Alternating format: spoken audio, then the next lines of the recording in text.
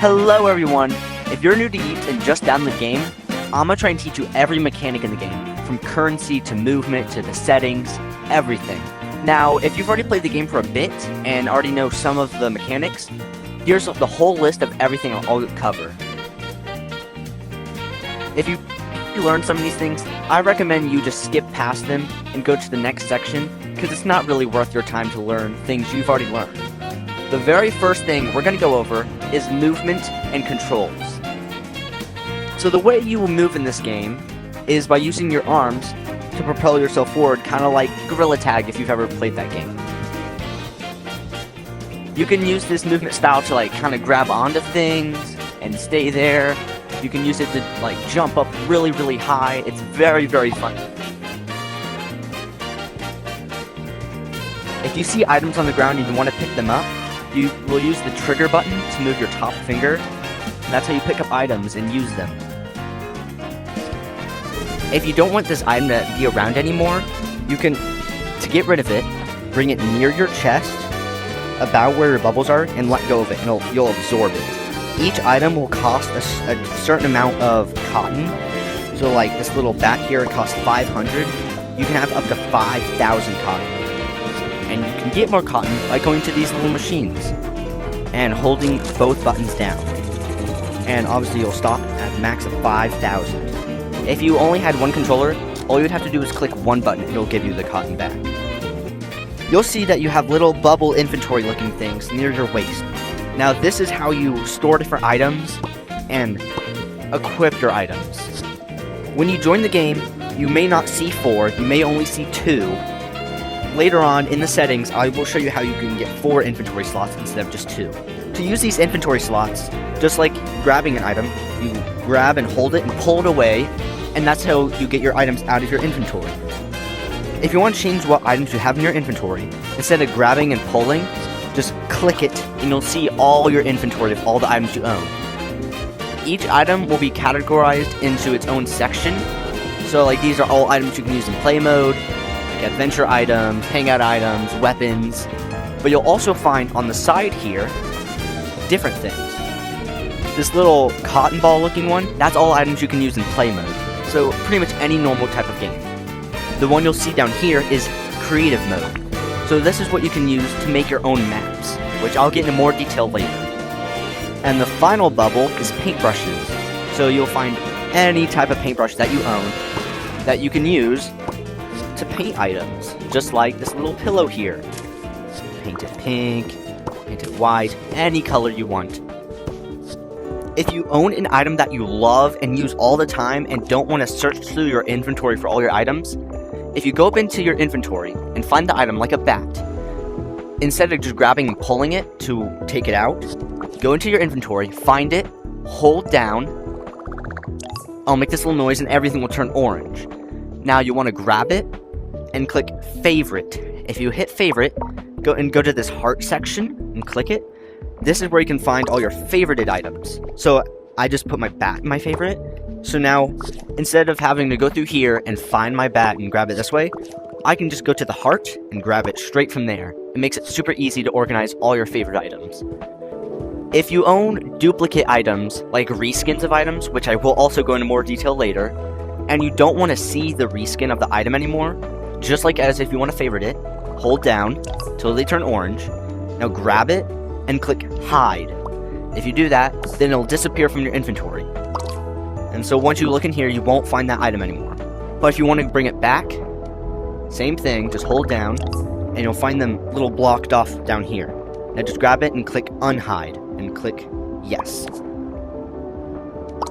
Let's move on to the leaderboard.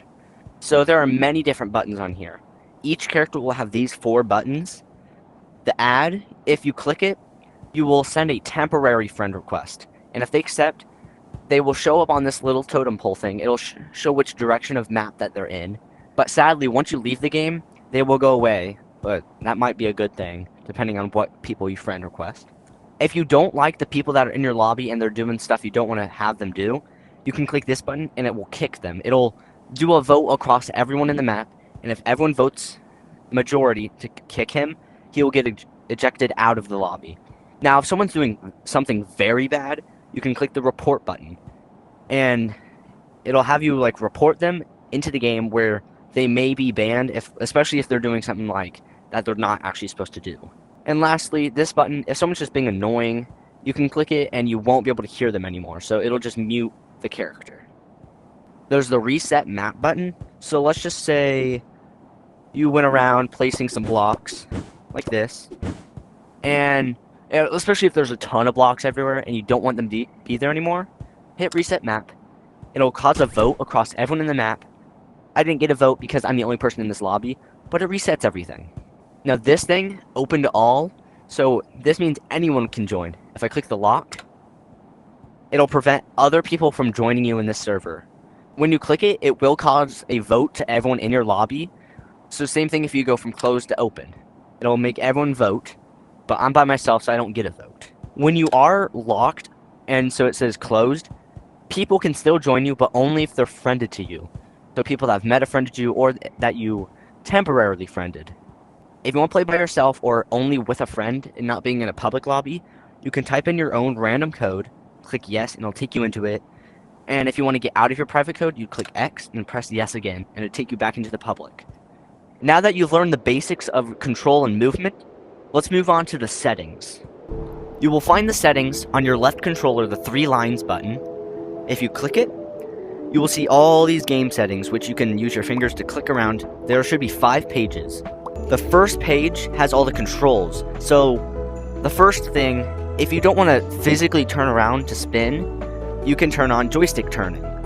You can select which controller you're having on. So I have it on my left controller. You do so like your left, you can spin like this, or right controller, you do it with your right, or you could make it both. I just like doing left. And if you don't want it to be smooth turning, you can do snap turning. So you kind of spin around like that. You also got joystick rolling. So if you want to do cool backflips and front flips just like this, all you gotta do is select which controller you want it on. So you can do only your left, only your right, or both controllers. Or obviously just turn it back off again. Your second game settings is with your audio. So you can hear the background music. You can turn it off, so you don't, hear all the interruptions of that. You can turn your mic on and off, so if you don't want other people to hear you all the time, you can click it, and people will not hear you in the game anymore. If you do want to talk, but not as often, there's push to talk, so you can select which button you want to click to talk.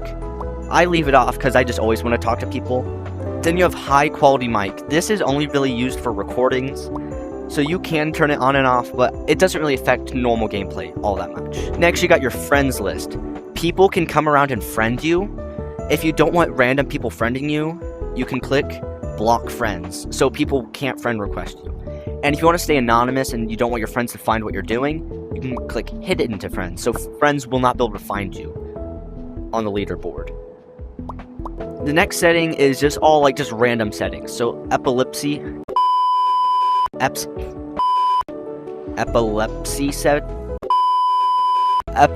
safety, you can turn that on. So if you put on a little thing like this, you can own an item that looks like a VR headset that when you put it on,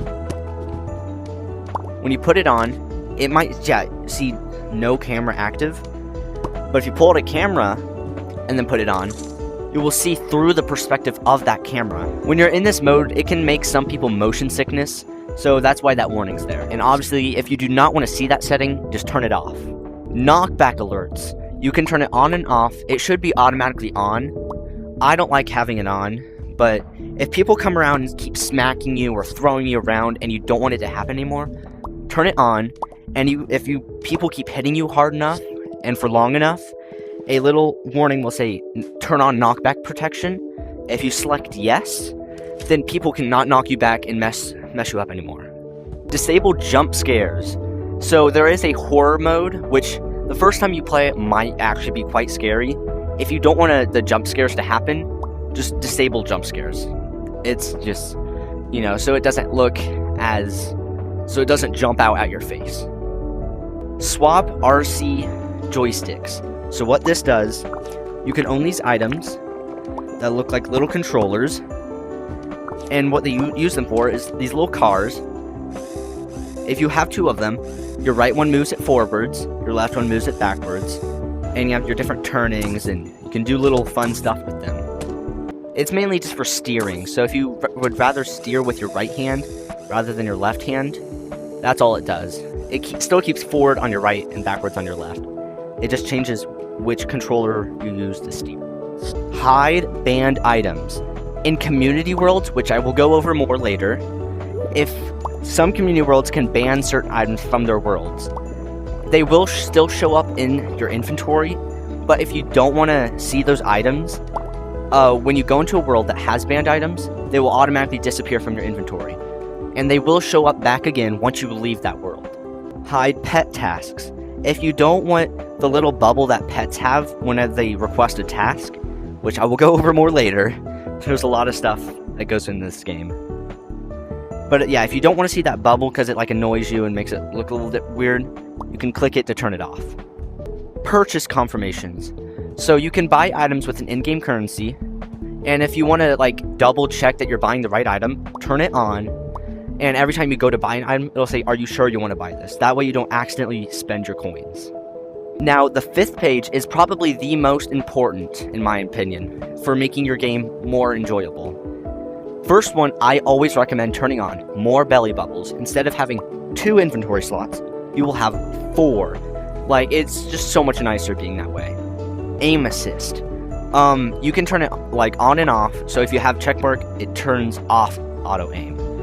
Now, this is used if you're like throwing items at people, it'll kind of very slightly curve towards them. Not very much, but just enough that it might help newer players. Quick craft. Quick craft is really nice for creative mode when you build your own maps. If you own a block that you already own, now quick craft will only work with items you own. If you click on your right controller A, or your left controller X, if you hold it down and grab a block, it'll duplicate it. As long as you own the color, it'll duplicate with the same exact color. But if you, let's just say, I didn't own this type of green, and I went to duplicate it, it won't come out green. It'll come out like as a separate color. Now, quick craft pick a block is for play mode and creative mode. So if you go up to a block and want to make it go into your inventory when you quick craft it, it'll go into your inventory slot, just like that one. So like if I have this block and I want it to go in my inventory when I quick craft it, there, it switched to the item, so it's easier to grab. Same thing goes for creative mode, but instead of just play mode items, it's when you're building your maps.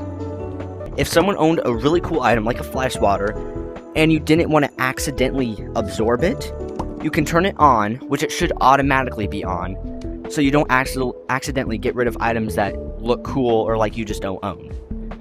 But obviously, if you're careful enough and don't really care, I would turn it off, personally, just that way you can like just absorb anything that you want. And the final setting is max performance mode. If you're having low frame rate or you're being a little laggy, turn it on. It'll make the things look... it helps reduce lag, but it reduces the quality of the map. So, most of the time, I recommend just keeping it off. But if your headset's a little laggy, or if you're in a map that's really laggy, I would turn it on. Now that we have covered the settings, and you have all the settings that you want turned on or off, we'll go into the in-game currency. On average, every day, you can easily get between 200 and like 400 coins every day. You can get coins every day by clicking this for just a daily login. The higher your streak, which mine's over a year, the more coins you get. If you're just not getting the game, it might say 100, but as you get a higher and higher streak, the butt coins you get is more and more and more. Along with that daily streak, you'll get daily challenges. So today was Become Invisible, which was like drinking invisible potion and eating a cake. You just eat it, and then once you complete the quest, you can come over to this board and click it, and you get all your money. There are multiple ways that you can spend your currency called butt coins. You can spend them on cosmetics, which refresh every week, so you can buy all of these cheap cosmetics that kind of just add little shirts. Or you could get these expensive bundles, which, like, the higher range is around 5,000 coins, so you would have to save for a long time to get these. You can also get little zipper pins, hats, and hair. If you want to buy real items like this fly swatter or like a bat, you come down here into the mega shop. In here, you will find tech webs, is what they're called. So you will start like here in the center, and you'll get some free items here. And as you go out, you can buy new items. So like if you buy this item, you'll unlock these items next to it. You buy this one, you unlock this one next to it, and it just keeps going and building and building. Now, usually the further out the tech web is, the more and more expensive it gets. So the most expensive items can range anywhere between like 800 and 1,600. So some items can get very pricey. There are many, many different areas where you can buy items. So you have all these different tech webs that you can go to buy different items. Also, if you want to get more buck coins without having to grind, you can come over here to this shop and buy in-game currency with real money. So you can buy different little increments. But if I recommend you, if you're ever going to spend money on this game, buy the bundles.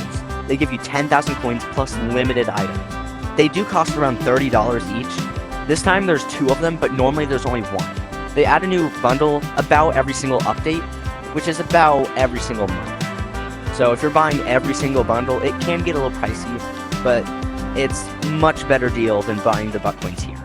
Once you've got yourself some cosmetics, which this is probably what you'll look like at the very beginning, you can be 3 different colors: pink, blue, and like a peach color. Now you won't obviously have all these different bundles, but you will start out with these 3 shirts, or like little outfits: red, yellow, and blue. Now obviously you can go into here and buy new cosmetics to make yourself look really cool, like something like this epic fit. If you have cosmetics on and you want to take them off, just like picking up an item, go to the item of clothing that you want to take off and just grab it and just kind of throw it away. That's what I do. It's very, very fast to take off the cosmetics that you don't want anymore. Now, once you get a really cool fit that you like, so let's just say I want this shirt with this helmet, and I love this. You go over to your favorite tab and click plus. Now, you'll find your cosmetics that you favorited. So if you take off all your cosmetics and change it around, so let's just say like I put on this face, which is a little creepy. All I gotta do is go to my favorite and put it on, and boom, it puts on all my cosmetics from that favorited fit. Your cosmetics are organized in different types. Just every single cosmetic that you own here, just like your helmets, your face items, your shirts and sleeves, your bottoms, your back bling, your little zippers, and pet cosmetics. And that's exactly what we're going to go to next, is pets. If you want to get a good tutorial of pets, I recommend you go to this mint colored house and go to the portal that says pets. Just kind of hop in. If you run over here and find this little tech web over here, you can get yourself 1 free pet. Now I have some cosmetics on, which you won't, so let me go take these cosmetics off of them. You can remove their cosmetics just by shaking them until it pops off, just like that. There we go. Now he has all of his cosmetics off. Now you can kind of run around with your pet, and if you pick them up, you can put them on your arms. It's really cute. Look at them. Now I've already completed all the achievements here, but these give you really good achievements that you can do to get some easy coins. And it kind of helps you more to learn about the game and about pets in general. So I recommend you doing all these quests, which your screen will look different than mine because I've completed them all. Now, yeah, your pets will have different types of quests. Running quests, which you can just make them run around like this by following you or shooting a laser. Kind of like this, you can make them follow a laser. They will have fetch quests, which they will either want to fetch a frisbee or a ball. So you can just kind of throw your frisbee or ball and they'll chase it. It's so cute. Look at them. Now if you want to get the item back, you can just normally, if they grab the item, you can just shake them and they'll drop the item. You can level up your pets up to 3 times a day. And when you do your quests, they will give you rewards. Your very first 5 levels every single day will be guaranteed 30 buck coins. So if you do all 5 of those quests every day, that's 150 buck coins a day. That's why I recommend owning at least 2 pets. That way you can get extra source of buck coins. If you don't want to do the feeding quest and all that, I recommend using the pet battles. To use the pet battles, you'll grab 2 pets and place them onto the arena. Now you can just do one and then face your friends, but if you just want to first of these different buttons: attack, block, and upgrade. Let me just set them both to upgrade. They upgrade, they will have a little charge meter. The higher the charge meter, the more damage they will do in a single attack.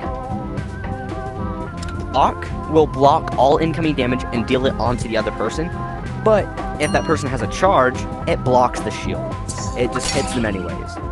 They will still take damage, but the shield won't work. See, if he does a normal attack and he has shield, he will not take any damage from the attack. So yeah, watch this. He takes nothing, but he takes a lot of damage. So that's pretty much all the attacks. Now, when you're in attack mode, you can select who you want to attack. But, I only have 2 pets, so targeting doesn't really matter. And if you don't want to decide what happens, you can always click random. It'll automatically randomly do the thing. Once you win a battle, let's see if you win. Yeah. Your pet will jump off, get his own little medal for winning, which will go away once you quit the game. And they will go up, they will level up and give you an item. I've already done over 5 quests today, so that's why he just brought me a random item. But if you were to play and they were your first quests, they will give you buck coins. So yeah, if you want to upgrade your pets fast, I recommend using this because you can just kind of place 2 pets and make one attack the other and make one not attack. So, hope you have fun with that. Now that we've went through pets, let's go into the next thing, game modes. So just like if you're going to go to pets, these are the 2 I do recommend doing first. Tap tag is just like if you hit somebody with your hands or your body, they get tagged. And hide and seek, you have little pins that you can throw at people to tag them. Both of these areas have quests just like the pet area that can help you kind of get into the game. In these game modes, which there's more than just the 2, these achievements help you learn how to play, and there's like this mini tech web here that can help you unlock items for this game mode. Now, I won't go into great detail, especially because there are so many different types of game modes. I don't want to go into great detail about every single one. So if you want to, I would recommend checking these maps out. They are very helpful. So if you have this little trophy board, this is achievements. Now these are one-time unlockable achievements. So like this one, play 20 games of Sheriff game mode. Like there's tons of different ones. Once you complete it and click it and claim your buck coins, you can't get it ever again. There's 13 pages of them and I've completed most of them. A lot of them give really good rewards, but once you complete them, you can't reclaim them again. So yeah, have fun trying to complete all these. A lot of them are pretty fun to do, but they do often give you very, very good, hefty amount of rewards. And there is one final way that you can get buck coins, and that is inside the adventure game modes. In adventure, you can do different dungeons and kill different enemies to get certain loot, or search maps for loot, that you can sell for buck coins and beans. Beans are a currency strictly for the adventure mode that you can use to warp between maps. That way you don't have to run to every single map. To get to the adventure game mode, go into the mint house and you'll see this big sign that says adventure. You'll just want to jump right into the portal. Once you get in here, you will start in this map called Gnome Capital. You'll want to run through here. This is the big map that I was talking about that you can use to warp. If you see all these different areas and they're not colored and all just gray, that means you've never been there before. Behind this board, you can find this trade and loot area. This is the biggest part of adventure. You can do these certain quests that refresh every single week to get extra buck coins. Each item you sell, so like this one will give me 4 buck coins per item, but I can sell up to 50 of them. And same with these. If you do every single quest, you will get a total of 1,000. You'll get 500 for doing the big quest, 300 for doing the medium quest, and 200 if you do all the small quests. Any other items that you find that aren't part of this, you can dump right into here and get beans. As I said, beans are used to teleport to different maps, but you can also use them to get temporary items. You can find temporary items hidden all across the map. Like if you grab these like rocks down here, and as I can see, rocks are not any of the items I need to sell this week, so I'll just toss them right to here. Each of those rocks gave me about 40 beans. Now you see these little gnomes? They have different items. He's selling a bat for 500 beans. This guy is selling a gun for 1,500. And way over here, this guy's selling a bag for 500 beans. When you buy temporary items, you will not keep them forever. You will keep them until you A, leave them on the ground or give them off to somebody else, or B, when you leave the game. Some items I do recommend owning if you're going to do adventure mode a lot is the loot sack, which you can hold on your waist, like you can hold it on your stomach. And each bag can hold 5 items. Instead of just holding 1 rock at a time, you can put 5 rocks in this one bag. So you can have a lot of extra storage with these things. And not only can you hold one on your chest, you can also hold more inside of your hands. So if you're being really smart with how you do your parkour, you can hold up to 15 items with these bags. One more item I do recommend owning is this compass, especially if you cannot find your way around. It'll point you to the new entrances to every single map. So if you want to figure out where this one is, just kind of follow it, and boom, that's how you find your entrance to the next maps. Every single map in adventure mode has its own secret butt coins. Some of them you may have already seen in my recordings, like this one. If you click them, you will get a total of 30 butt coins. But a secret use of the compass is that if you hold it out, if you haven't claimed the butt coin stash, which is what these things are called, if you get next to it, it'll start vibrating your controller. So I recommend, like, if you're trying to find them by yourself, hold it up into the air, and if you start feeling beeps or vibrations in your controller, that means you're very close to one. And the closer you are, the faster it beeps. I will have more videos on how to find these easier in the future, but as of now, let's just continue with this tutorial. I will spoil all these maps. I'll let you adventure and find them out on your own. That way, you can adventure all by yourself or with friends. Now, let's move on to community worlds. There's 2 ways to use community worlds. You can go, like they have these popular ones that lots of people like and go to all the time. I recommend checking these out. Also, you can come to the upstairs of the orange house. You have featured ones that will change every so often. These ones are also very nice to check out, so if you ever have very nice worlds that you'd like to check out, I recommend going to these. These community worlds are worlds that people have made and that you can join and play in with your friends or random people. If you don't want to play a community world, you can build one. You can buy yourself a code which will cost 500 butt coins. Like I have this one called Motion. Once you go in there, you can people can donate to your world and they can buy VIP. So you've bought yourself a community world, and if people come over to this little area over here, you can get your own free daily donation, which I've already done to my world. But people can donate worlds to keep your world fuel running. How the fuel works is every day you'll slowly lose fuel. And if you reach 0, that means people can buy your community world, meaning take it away from you. So I recommend doing your free daily donations into your world, that way you can keep them alive. If someone donates to your community world, you will get 10% of that earning, unless you change it, which I'll go into the settings later. So if someone were to donate 50, I will get 5 of that in return in this world earnings. I have 80 right now, but I'm saving it, so I don't want to claim it yet. In your community world, you can add staff. So if you want people that have access to your creative mode, which I will go over more later, you can add your certain friends. So if you go to this plus, any friend that you have added, you can add them to your list of people that can build in your world. If you accidentally added someone or just want to get rid of them, This will show you all your list of people that you've added to your world, and you can click the X to remove their building permissions. If you added staff to your world, but don't want them to have access to certain things, this is staff permissions. So you click this little item, and you can change what access things they have to it. You click the little icon, and you can change their permissions in the world. Build. If you have the build on, that means they can build even when you're gone. So if you're in the game and they're in with you in the community world, they can build, but as soon as you leave, not build in the community world. So they can't do anything behind your back. Clear. This is one of the biggest ones. So people that have clear can copy and paste their own maps into your world. So I'd be very lenient with people that you give this one. Modify.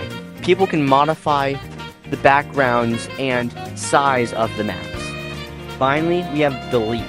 If you give people access to that, people can delete whole worlds out of your community world. Next, you have staff earnings. So if you want someone to have a split of the money, you would change this number. So let's just say I switch this to 50. I gain 50% of my earnings, and this guy will earn the other 50%. And then you'd hit confirm. Room settings. So you can change the name, which will cost you 100 buck coins. Change what biome it is for 300. You can change the direction which the map is facing for 100. Change the size for 300. You can view the most recent changes that have happened to your world. Then you have advanced options down here. You can change this room description and the room portal thumb. If you make new rooms in your community worlds, you can add these little portals. See, this one has a picture like thumbnail for it. You can add thumbnails, and also you can add descriptions underneath them.